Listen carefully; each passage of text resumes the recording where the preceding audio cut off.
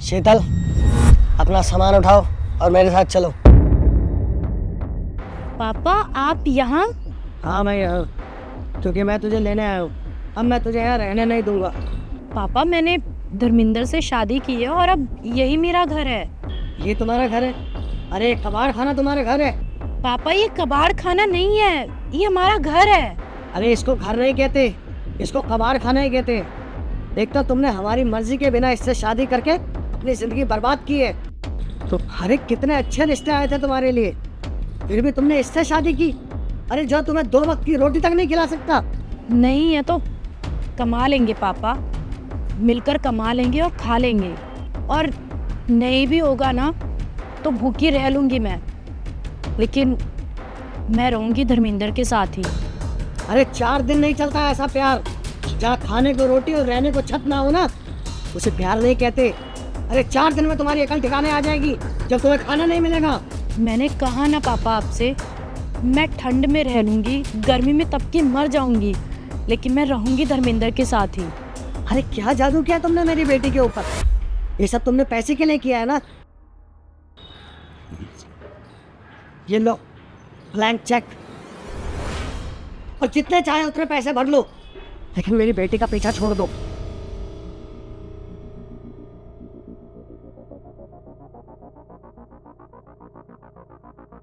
इसे भरने के लिए तुम्हारे पास पेन तो होगा नहीं, क्योंकि तुम्हारी औकात पेन खरीदने की भी नहीं है। ये लो लो। भर लूं? हाँ हाँ भर लो। जो इसमें मैं भरूंगा आप दे दोगे? अरे जबान देता हूँ तुम्हें, जितना अमाउंट भरोगे ना उतना तुम्हें दूंगा।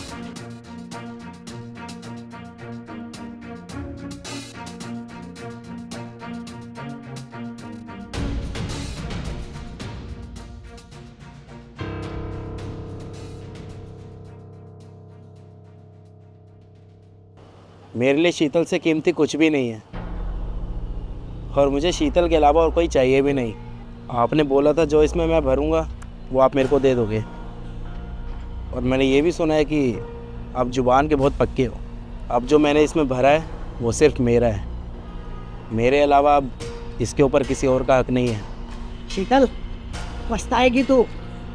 अरे रोती हुई आएगी मेरे पास।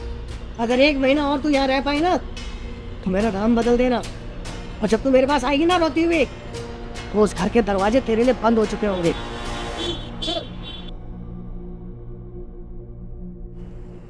मैं बहुत डर गई थी जब तुम चेक भर रहे थे। भरोसा नहीं है क्या मुझ पे? भरोसा है, तभी तो सब कुछ छोड़ के तुम्हारे पास आई हूँ।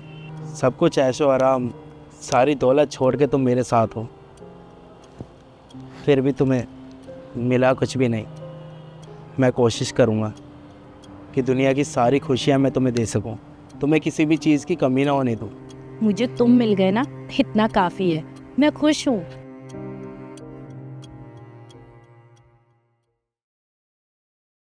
अरे पापा आप, और आपने ये क्या हुलिया बना रखा है? पापा आप पहले अंदर आइए।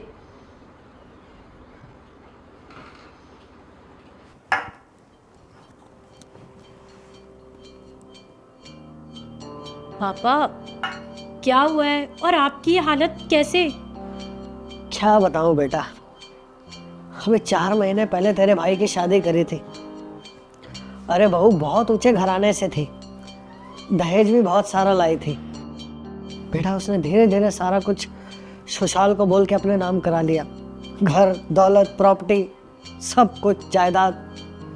और बेटा रोज रोज बिना किसी बात के मुझसे झगड़ा करने लग गई। और बेटा अभी 1 हफ्ता पहले तो उन दोनों ने हद ही कर दी। हर दोनों ने लड़ झपट के मुझे घर से धक्के मार के बाहर निकाल दिया। बेटा मेरा खुद का बेटा सुशाल, वो भी उसकी बातों में आ गया। क्या? बेटा पिछले 1 हफ्ते से ना मैं सड़कों पे दर दर की ठोकरें खा रहा हूँ। अरे मेरे पास खाने के लिए पैसे तक नहीं है। कभी खाने के लिए मंदिर जा रहा हूँ, कभी गुरुद्वारे जा रहा हूँ, लेकिन बेटा मुझे समझ ही नहीं आ रहा कि मैं कहाँ जाऊँ। अरे किससे कहूँ कि मुझे कोई रख ले?